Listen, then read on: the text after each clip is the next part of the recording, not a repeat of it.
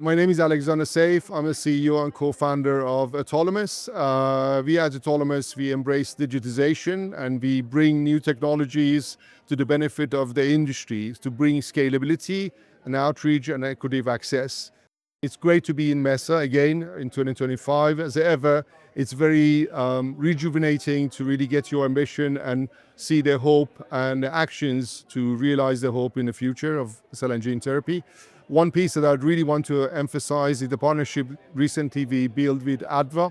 Adva, they have a manufacturing platform, but you can have a hardware, you can have software, but the ubiquitous connection between them really brings the power.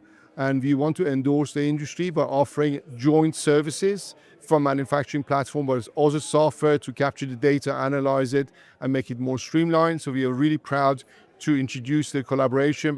It's all about digitizing end-to-end, but also creating automation and enhancement of the data you get out of the runs and how we can really use that data for the streamlining, but also grasp better understanding about the science and how we can improve it.